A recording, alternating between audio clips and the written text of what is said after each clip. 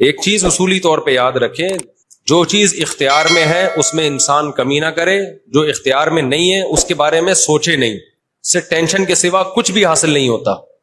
کیونکہ جب آپ ایسی چیز کا سوچنا شروع کرتے ہیں نا جو آپ کے اختیار میں نہیں ہے، تو ہمیشہ وہ کام کر لیتے ہیں جس کا پہلے سے بھی زیادہ نقصان ہوتا ہے، جس کا پہلے سے زیادہ نقصان ہوتا ہے. میری پالیسی ہمیشہ یہی رہی ہے ہر معاملے میں، جو اپنے اختیار میں ہے چھوڑو نہیں، جو اختیار میں نہیں ہے پڑھو نہیں اس میں. سمجھ رہے ہو کہ نہیں سمجھ رہے؟ اگر ہم اس اصول پہ اختیار کر لیں بہت سارے معاملات ہمارے ویسے ہی سیدھے ہو جائیں گے.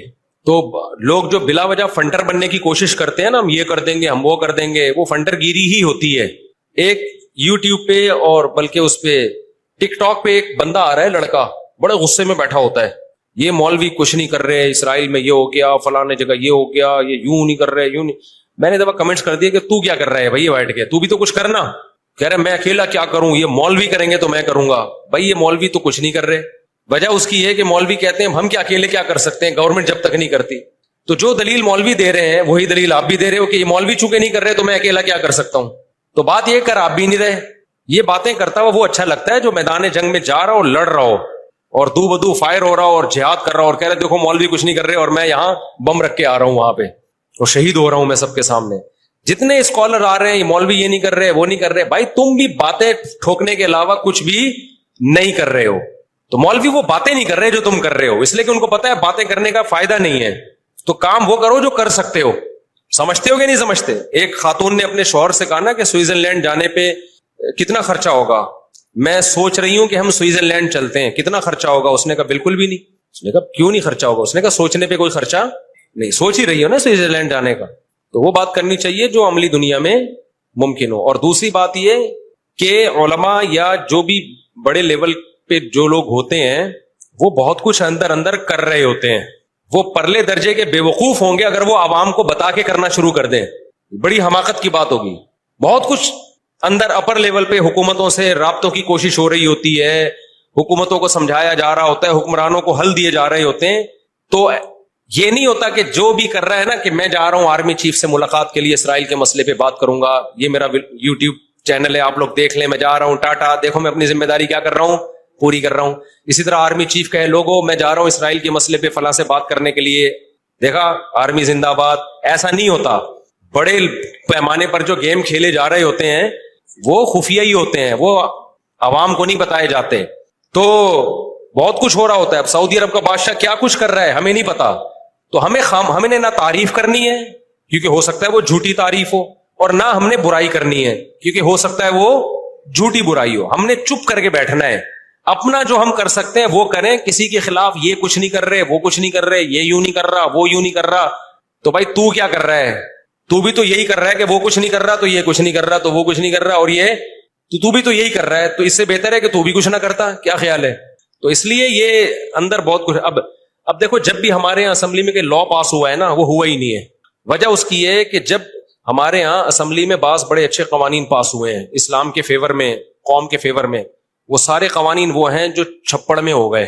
علماء کی ایک جماعت ملی، وزیر اعظم سے ملی، اسمبلی میں موجودہ لوگوں سے الگ الگ ملاقاتیں کی، اس کو میڈیا پہ نہیں لائے اور آرام سے جا کے اس لا کو پاس کروا کے ملک کا قانون کا حصہ بنا دیا. لیکن وہ قانون، وہ تحریکیں جو میڈیا پہ آ گئیں، دھرنے، یہ پاس کرو، یوں کرو، ہم یہ کر دیں گے، ہم یوں کر دیں گے، وہ کبھی بھی نہیں پاس ہوئے. وجہ اس کی ہے کہ مخالفین بھی اسی اسٹائل سے آ جاتے ہیں. اب یہ جو بل پاس ہوا تھا صحابہ کرام کی کوئی جو گستاخی کرے گا 10 سال کی قید ہے، یہ پورا کام ہونے سے پہلے میڈیا پہ لانا ہی نہیں چاہیے تھا اس کو. ابھی سینٹ سے بل پاس ہوا ہے اور ایک دم شور شرابہ مبارک بات ہے. میرے پاس بھی فون آیا کہ مصعب مجھے کیا پتا، پورا میں سمجھتا پورا کام ہو گیا. ہم نے بھی کہا مبارک ہو بھائی ماشاء اللہ. پتا چلا وہ پاس ہی نہیں ہوا وہ، کیونکہ مخالفین اتنے متحرک ہو گئے. ارے جب آدھا کام ہوا تھا، آدھا ہوا ہی نہیں تھا، تو چھپڑ میں جا کے چپکے سے اس آدھے کو بھی کروا لیتے یار. پورا کام تو ہو جاتا، اس کے بعد مٹھائیاں بٹتی. پھر بھی مٹھائیاں بانٹنے کی ضرورت نہیں تھی. کیوں دشمن کو آپ جوش دلا رہے ہو؟ چپکے سے ایک کام ہوتا، آرام سے ہو کے ختم ہو جاتا. لیکن چونکہ منجن بکتا نہیں ہے عام طور پر، لوگ کہیں گے یہ مولوی کچھ بھی نہیں کر رہے. تو لوگوں کی نفسیات لوگوں کو پتا ہے، لوگوں کو پتا ہے یہاں شور شرابے پہ زیادہ ووٹ ملتے ہیں، کام پہ کوئی بھی لفٹ بولو نہیں کراتا. ہمیں یاد ہے جامعۃ الرشید نے ایک دفعہ کوشش کی کہ لا پاس ہو جائے کہ حرام نہ پاکستان سے ایکسپورٹ ہوگا نہ امپورٹ ہوگا حرام گوشت. اب جامعت کی انتظامیہ نے چھپڑ میں چپکے سے جا کے نا اندر جا کے وہ اسمبلیوں میں لوگوں سے ملے اور پاس ہو گیا قانون. लॉ बन गया कि पाकिस्तान से ना हराम गोश्त एक्सपोर्ट होगा ना इंपोर्ट। बाद सियासी जमातों ने जो जिनमें जरा भी उनका हिस्सा नहीं था इस कानून को पास करवाने में, जिनके पहले बड़ी रिक्वेस्टें की जा रही थी यार कुछ, उन्होंने कुछ भी नहीं, लेकिन उन्होंने जो जुलूस निकाला। बहुत पुरानी बात है, आपको पता ही चलेगा कि सियासी जमात की बात हो रही है कि जी हमारा लीडर जिंदाबाद, और देखो ये कानून क्या कर दिया उसने, हालांकि कख भी नहीं किया था उसने ठीक है ना, लेकिन वो ले गया भाई, वो फेवर ले गया सब कुछ। अब जो पास करवाने वाले लोग थे जिन्होंने मेहनतें की वो हैरान हो रहे थे, यार किया तो कुछ भी नहीं है, फेवर सारा किसको चला गया, इनको। तो यहां आपके लिए पाकिस्तान में यह फैसला करना कि कौन सही है कौन गलत है, किसी का बाप 100 दफा पैदा हो के मर के पैदा हो जाए ये फैसला कर ही नहीं। यहां अच्छा वो है शोर ज्यादा मचा रहा हो, बुरा वो है जो चुप करके खामोशी से काम कर रहा हो, वो बुरा है। वो ऐसा है कि कुछ भी नहीं कर रहा, हालांकि वो बहुत कुछ कर रहा होता है। तो ये आखिरत में ही पता चलेगा भाई कौन क्या कर रहा है। तो ये फेसबुक पे ना आप देखो, इंस्टाग्राम और टिकटॉक पे हर थोड़ी देर में कोई वीडियो आ रही है, मौलवी कुछ नहीं कर रहे, ये कुछ नहीं कर रहा। तो मैं नहीं कह रहा कि मौलवी बहुत कुछ कर रहे हैं या कुछ नहीं कर रहे, लेकिन आप उसको बोला करो तू भी बातें ही फेंक रहा है। फेंकने का लफ्ज मैं एहतियातन अच्छा इस्तेमाल कर रहा हूं, आप कुछ और लफ्ज उसमें ऐड कर देना।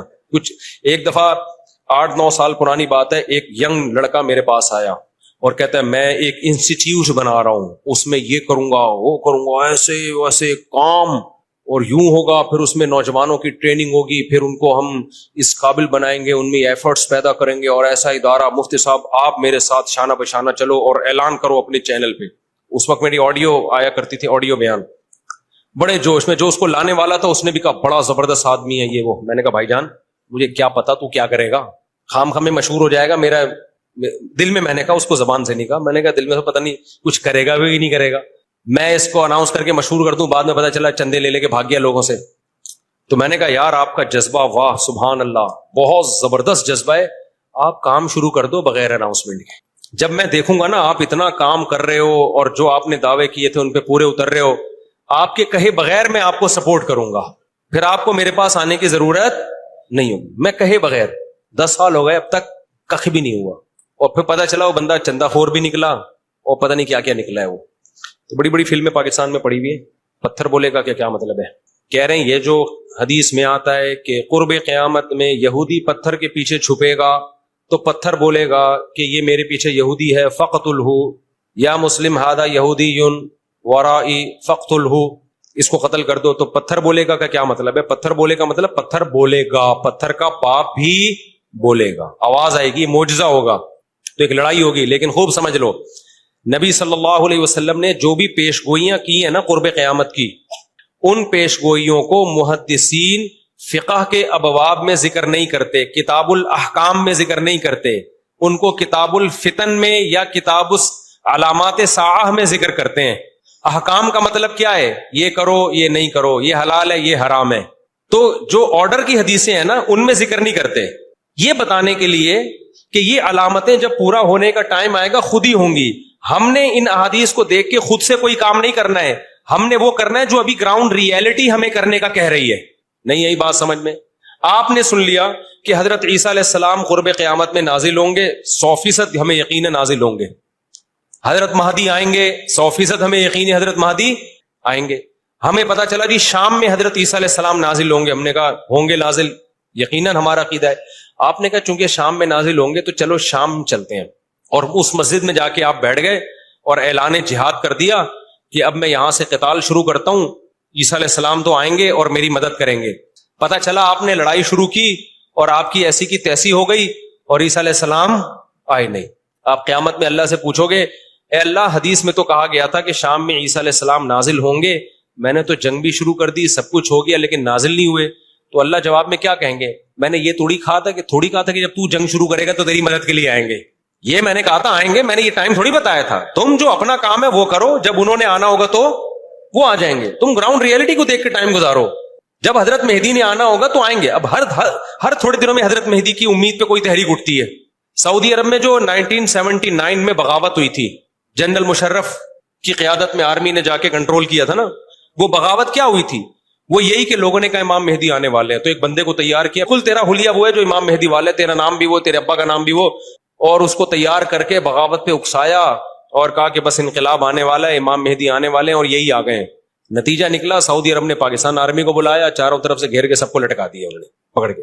تو اب وہ اللہ سے قیامت کے دن کہے کہ اللہ امام مہدی تو آنے والے تھے, اللہ کہیں گے میں نے کب کہا کہ ابھی آنے والے تھے. ٹھیک ہے نا. تمہیں زمینی ہے ایک مضبوط ریاست ہے, ایک حکومت ہے, پرامن حکومت ہے, آپ بیت اللہ میں اس کے خلاف بغاوت کر رہے ہو یار, جہاں خون بہانا منع ہے. احکام کی حدیثیں جب فقہا بیان کریں گے نا, اس میں علامات ساعت نہیں ہوتی. احکام کی حدیثوں میں فقہا کیا بیان کرتے ہیں؟ احکام کا مطلب جو آرڈر سے متعلق, ان میں مسلم کی حدیث ہوگی, بخاری کی حدیث ہوگی, اسمعوا واطیعوا ولو سلط علیکم رجل حبشی کأن راسہ ذبیبا, سنو اور اطاعت کرو, تم پر حبشی غلام بھی مسلط ہو جائے. جب بادشاہ بن گیا, جب وہ حکومت کا جب حاکم بن گیا, تو اب اس کے خلاف بغاوت نہیں کرنی. مسلم کی حدیث ہے, جب مسلمانوں کا ایک امیر بن جائے, جو اس کے خلاف کھڑا ہو, کائنا من کان فاقتلوہ, جو بھی کھڑا اس کو قتل کر دو, تاکہ مسلمانوں کا اتحاد نہ ٹوٹے. یہ احکام کی حدیثیں ہیں. سمجھ میں آ رہی ہے بات؟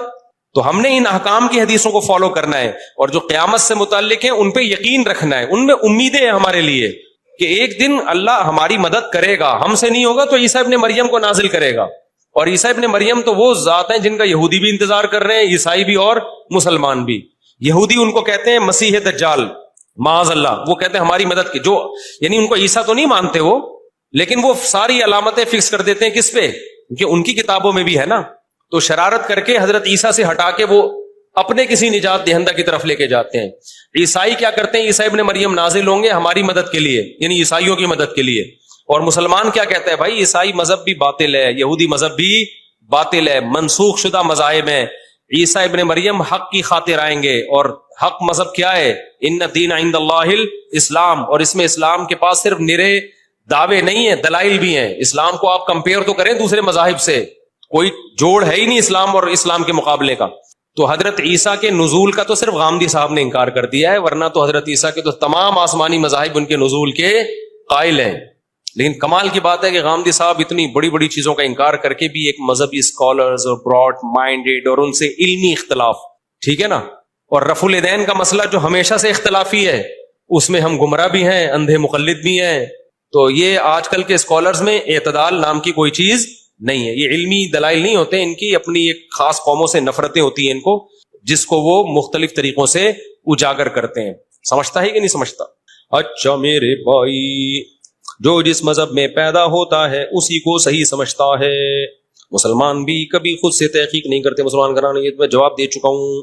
دیکھو, اگر آپ کسی اچھے گھر میں پیدا ہو گئے تو یہ سوچ کے اچھائی کو چھوڑ دینا کہ میں تو چونکہ ایسے گھر میں پیدا ہوا کہ ابا بھی ایماندار, اماں بھی ایماندار, ماموں بھی نیک, خالہ بھی نیک, تو یہ تو میں اس لیے نیک ہوں لہذا میں چور بنوں گا. یہ کوئی دلیل ہوگی؟ اب آپ مسلمان گھرانے میں پیدا ہو گئے, یہ سوچ کے ٹینشن کی چونکہ میں تو پیدا ہی مسلمان, اگر میں ہندو میں پیدا ہوتا تو میں تو ہندو ہوتا, لہذا میں مسلمان ہوں, تو میں اس لیے مسلمان ہوں لہذا میں مسلمان نہیں ہوں. تو پاگلوں والی بات ہے. تو شکر ادا اگر صحیح مذہب میں پیدا ہو گیا. اور اگر کوئی ہندو یہ کہتا ہے میں تو چونکہ ہندو گھر میں پیدا ہو گیا اس لیے میں ہندو ہوں, تو میں ان سے کہتا ہوں ٹھیک ہے, اگر کسی چور کے یہاں پیدا ہو جاتے تو آپ کو چور رہنے کی اجازت تھی؟ آپ چرسیوں کے پیدا ہو جاتے تو آپ کو اجازت تھی؟ میں خدا نخواستہ ہندوؤں کو چوروں اور چرسیوں سے نہیں ملا رہا, میں ایک مثال دے رہا ہوں کہ اگر دلائل کی دنیا میں اس کا غلط ہونا ثابت ہو گیا ہے ہندو مذہب, اگر ثابت نہیں ہوا تو آپ ہندو رہ کے زندگی گزارو. اگر آپ یہ کہتے ہو بھائی دلائل یہ کہتے ہیں کہ ان پتھروں کو ہم بناتے ہیں اپنے ہاتھوں سے تو اللہ نے ان کو طاقت دی ہے, یہ ہماری بگڑی بنا سکتے ہیں, کرو بھائی آپ عبادت. لیکن اگر دلائل سے ثابت ہوتا ہے کہ یہ غلط ہے تو پھر آپ اس بیس پہ اس کو فالو نہیں کر سکتے کہ میرے ابا ہندو تھے, میری اماں ہندو تھی. اس طرح تو پھر جو چرسی ہے وہ کہے گا میرے ابا بھی چرس پیتے تھے, میری اماں بھی چرس پیتی تھی. جو چور ہے وہ کہے گا میرے ابا, ہمارا تو خاندانی پیشہ چور ہوگا ہے. تو یہ کوئی دلیل نہیں ہے کہ میں جس گھر میں پیدا ہوا اسی کو فالو کرنا ہے. ہاں, آپ جس خاندان میں پیدا ہوئے وہ اچھا تھا, اور جب آپ نے ہوش سنبھالا آپ کو پتا چل گیا بھائی اچھا ہے, تو پھر اس کو آپ نے پکڑ کے رکھنا ہے اور اللہ کا شکر ادا کرنا ہے کہ اللہ تو نے مجھے بڑی آزمائش سے بچا لیا, مجھے ایمان دے کے دنیا میں بھیجا ہے تو نے. بلکہ ہر بچہ ایمان لے کے ہی آتا ہے, بعد میں بگڑتا ہے. محدث, مفسر اور مفتی میں کس کا درجہ بڑا ہے؟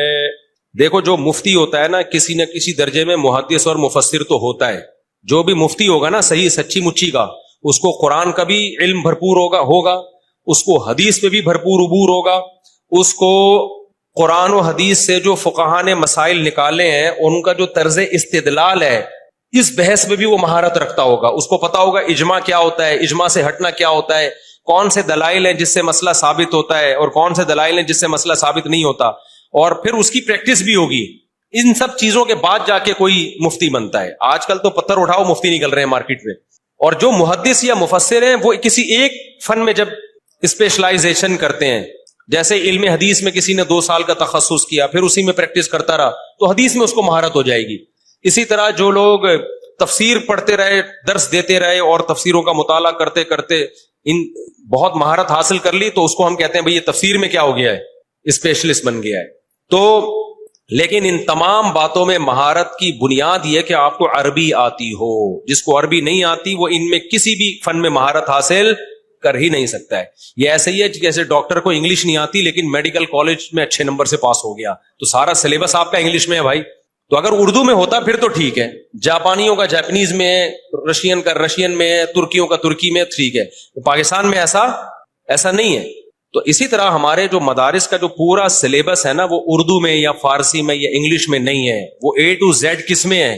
وہ عربی میں ہے. تو جن لوگوں کو عربی نہیں آتی ہے وہ نہ قرآن سمجھ سکتے ہیں قرآن کی زبان میں، نہ حدیث پہ عبور حاصل ہو سکتا ہے، کیونکہ جو فن حدیث کی جو اسماء الرجال کی کتابیں وہ بھی ساری عربی میں، اس کو تو یہی نہیں پتا چلے گا یہ حدیث کا ترجمہ بھی ٹھیک ہے یا نہیں ہے. تو آج کل کے جتنے اسکالرز آ رہے ہیں نا جو بڑے ریسرچر بنے ہوئے ہیں، ریسرچر تو ایک عالم سے بھی اوپر کا درجہ ہے نا، محقق بنے ہوئے ہیں، ان کو تحقیق کی زبان جو عربی ہے وہ بھی نہیں آتی ہے، تبھی بڑی بڑی غلطیاں کر رہے ہوتے ہیں وہ.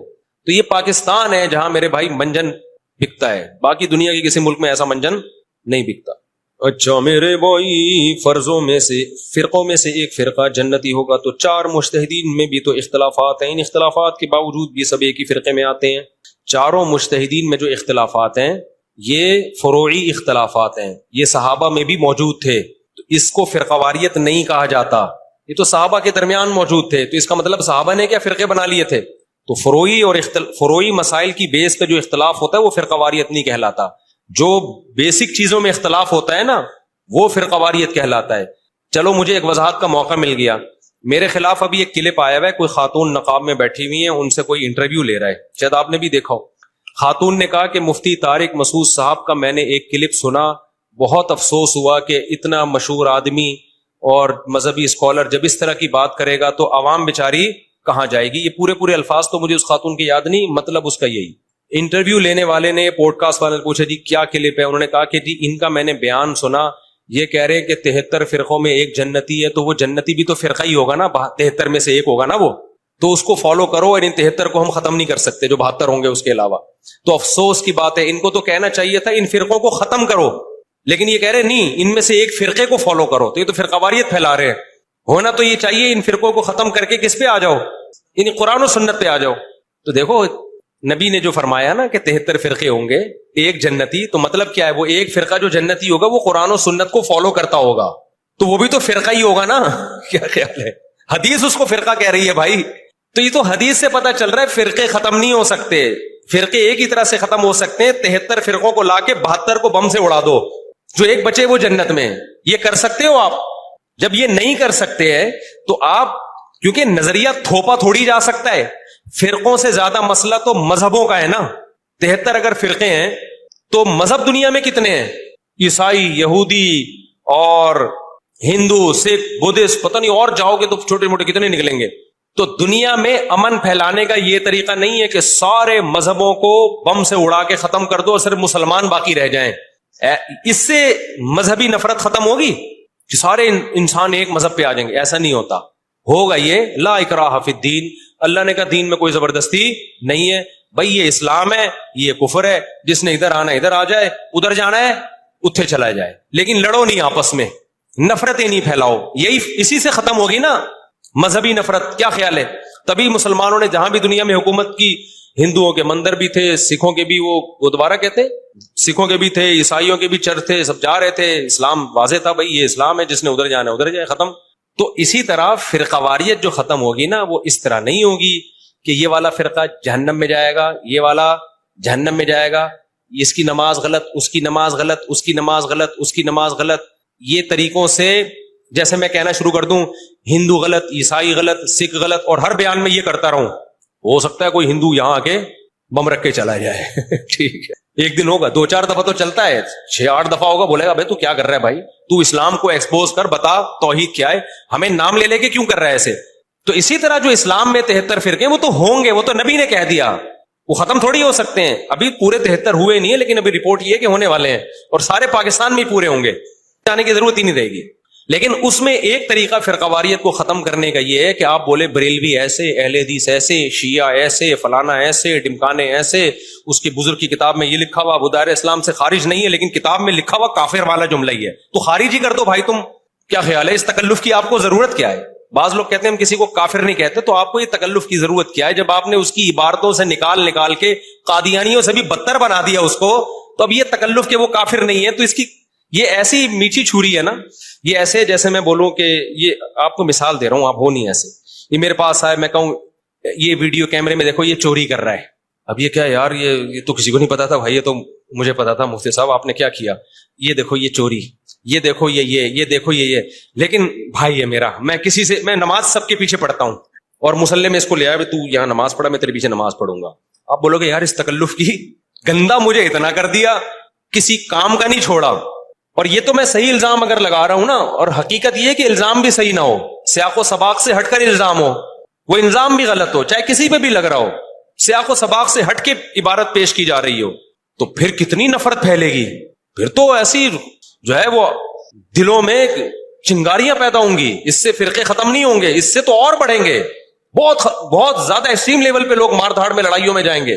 اس کا طریقہ یہ ہوتا ہے کہ آپ بتا دیں ہماری رائے میں قرآن و سنت کے مطابق یہ بات ٹھیک ہے، جس نے فالو کرنا ہوگا کر لے گا، نہیں کرنا ہوگا نہیں کرے گا، اور اگر آپ کو کسی سے اختلاف ہے تو آپ بتا دیں بھائی ان کی یہ رائے ہے لیکن ہماری رائے میں یہ قول ٹھیک نہیں ہے، اس کے یہ دلائل ہے، بتا دیں، جس نے آنا ہوگا آ جائے گا، نہیں آنا ہوگا نہیں آئے گا، اور یہ ہمیشہ سے ہوتا آ رہا ہے، ائمہ اربعہ میں ایسا ہی ہوا ہے، ان میں اسی طرح ہوا ہے، تبھی ان کی کتابیں لکھی گئی، کسی نے اس کو فالو کیا، کسی نے اس کو فالو کیا۔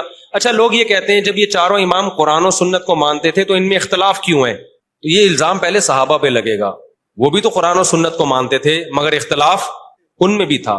وجہ اس کی یہ ہے کہ قرآن و سنت میں اختلاف نہیں ہوتا، قرآن و سنت کی تشریح میں اختلاف ہوتا ہے۔ جب قرآن و سنت کی تشریح میں اختلاف ہو گیا نا تو اب اس اختلاف کو ختم کرنا ممکن نہیں ہے، جس کو جو تشریح سمجھ میں آ رہی ہے وہ اس کو فالو کرے گا، دیٹس آل، اور اللہ سب کو معاف کر دے گا، نیت اس کی ٹھیک ہونی چاہیے۔ تو آج ہو یہ رائے کہ رفع الیدین جو کرتا ہے نا وہ کہے گا یہ رفع الیدین نہ کرنے والے یہ اندھے مقلد ہیں، یہ حدیث کو نہیں مانتے۔ جب یہ اسٹائل ہوگا نا آپ کا تو پھر آپ اچھی امید نہ رکھو، پھر آپ یہ نہ سمجھو کہ ہم کہیں ماشاءاللہ یہ اتنے اچھے ہوتے ہیں، پھر ہم دلائل بھی دیں گے اور پھر ہم دلائل کی دنیا بتائیں گے کہ تم چوری کرتے ہو، تم غلط کرتے ہو، تم قرآن و سنت کے نام پہ الو بنا رہے ہو۔ حدیث میں اگر رفع الیدین کرنا ہے تو نہ کرنا بھی ہے، آپ نہ کرنے والے پہ ایسے ڈھٹائی کے ساتھ پی جاتے ہیں، اس کو ایسے گھننے بن جاتے ہیں، بالکل ضعیف کہہ کے نا، ضعیف۔ ہم تمہیں تمہارے علماء کی کتابیں دکھا رہے ہیں، محدثین کی دکھا رہے ہیں، بھائی وہ حدیث ضعیف نہیں ہے۔ اب سوال پیدا ہوتا ہے کہ پھر کرنا ہے، جب نہ کرنا بھی ہے اور کرنا بھی ہے تو پھر ہر ایک کی ترجیح کا طریقہ مختلف ہے۔ امام شافعی نے دیکھا کرنے کی حدیثیں زیادہ ہیں، انہوں نے کہا کرنا سنت ہے۔ امام ابو حنیفہ کا یہ اصول ہی نہیں ہے کہ کون سی حدیثیں زیادہ ہیں، امام ابو حنیفہ کا اصول ہے آخر سے آخر عمل کو دیکھو کون سا عمل آخر میں ہے۔ امام صاحب کی دلیل یہ ہے کہ بھائی رفع الیدین اگر کرنے کو دیکھا جائے تو 2 سجدوں کے درمیان بھی کرنا ہے، سلام کے وقت بھی رفع الیدین ہے، کیونکہ نبی نے سلام کے وقت صحابہ کو رفع الیدین سے منع کیا ہے۔ اس کا مطلب صحابہ پہلے کرتے تھے اور یہ کام صحابہ نے خود سے نہیں کیا ہوگا، یقیناً نبی کو دیکھ کے کیا ہوگا، پھر نبی نے چھوڑ دیا۔ تو جب 2 سجدوں کے درمیان نبی نے چھوڑا ہے، حالانکہ سجدوں کی حدیث موجود ہے اور کسی حدیث میں نہیں ہے کہ نبی نے 2 سجدوں کے درمیان کرنے سے منع کیا ہو، تو اگر ہم کہتے ہیں کہ بھئی آخری عمل اگر دیکھا جائے نا تو بہت سارے قرائن ہیں کہ جس سے پتہ چلتا ہے آخری میں صرف تکبیر تحریمہ والا رہ گیا تھا، تو ابو حنیفہ کی یہ رائے بہت مضبوط ہے۔ آپ نہ مانیں لیکن آپ یہ کہیں کہ ہماری رائے ہے، باقی تو سب گھاس کھا رہے تھے، یہ بات نہیں ہم مانیں گے۔ یہ کوئی جاہل تو مان لے گا، کوئی پڑھا لکھا آدمی اس کو تسلیم نہیں کرے گا۔ سمجھتے ہو کہ نہیں سمجھتے ہو؟ امام ترمذی نے جو لکھا ہے نا رفع الیدین نہ کرنے والی حدیث کے آخر میں، انہوں نے لکھا وَبِهِ يَقُولُ غَيْرُ وَاحِدٍ مِّنْ أَهْلِ الْعِلْمِ، کیونکہ امام ترمذی اہل علم تھے نا، امام بخاری کے شاگرد، ان کو اختلاف پیش کرنا آتا تھا۔ کمال کی بات ہے امام ترمذی رفع الیدین کرنے کے قائل تھے، لیکن رفع الیدین نہ کرنے کی دلیل کو بھی بڑے مضبوط انداز میں پیش کیا انہوں نے، کیونکہ ان کو پتا تھا یہ مسئلہ اختلافی ہے۔ آج کیونکہ جاہل پیدا ہو رہے ہیں، علم ہے نہیں، 4 حدیثیں 4 نمبر مل جائیں اٹھا کے ایسے تھوپتے ہیں دوسروں کے اوپر کہ ہمیں ہی پتا ہے یہ تو گھاس کھا رہے ہیں 1400 سال سے۔ سمجھ میں آ رہی ہے بات کہ نہیں آ رہی؟ تو یہ کسی عالم کا اسٹائل نہیں ہوتا۔ جو بھی علماء ہوتے ہیں نا ان کو پتا ہوتا ہے کس کی دلیل کس لیول کی دلیل ہے، تو اس کو وہیں رکھتا ہے وہ۔ تو امام ترمذی نے کیا لکھا جب رفع الیدین کی حدیث ذکر کی؟ انہوں نے کہا وہ بھی یقول بعض اہل العلم من اصحاب النبی، یہی بعض اہل علم صحابہ کا قول ہے. لیکن جب رفع الیدین نہ کرنے کی حدیثیں بیان کی ہیں تو انہوں نے فرمایا وہ بھی یقول غیر واحد من اہل العلم من اصحاب النبی، یہ بہت سارے اہل علم صحابہ کا مذہب ہے. سمجھتا ہے کہ نہیں سمجھتا ہے؟ تو آج کل کے اسکالر سے قطعاً متاثر ہونے کی ضرورت نہیں ہے. ان کی سب سے بڑی غلط ہونے کی دلیل یہ ہے کہ کوئی عالم ان سے متاثر نہیں ہوتا. اچھا لوگ فوراً کہتے ہیں علماء متاثر نہیں ہو رہے کیونکہ دکانیں بند ہو رہی ہیں. دیکھو کوئی ڈاکٹر ایسا ہو کہ کوئی ڈاکٹر متاثر نہ ہو رہا ہو تو اس کا مطلب یہ ڈاکٹر نہیں ہے، یہ عوام کو متاثر کر رہا ہے، کسی ایک عالم کو بھی متاثر نہیں کر رہا. تو یار علماء غلط ہیں، میں مانتا ہوں، سارے کیسے غلط ہو گئے؟ یعنی 1400 سال ہو گئے اور انڈیا، پاکستان، بنگلہ دیش، سعودی عرب، مصر، ساری دنیا کے عالم ایک دم لاوارث ہو گئے. 2 سے 3 بندے اٹھے جنہوں نے امت کی نشت ثانیہ کا ذریعہ بنے اور انہیں سچی مچی کا اسلام پیش کرنا شروع کر دیا. یہ میرا خیال ہے کسی غیر مسلم کی کھوپڑی میں یہ بات نہیں ہے. یہ وہ کہے گا یار یہ تو تمہارا تو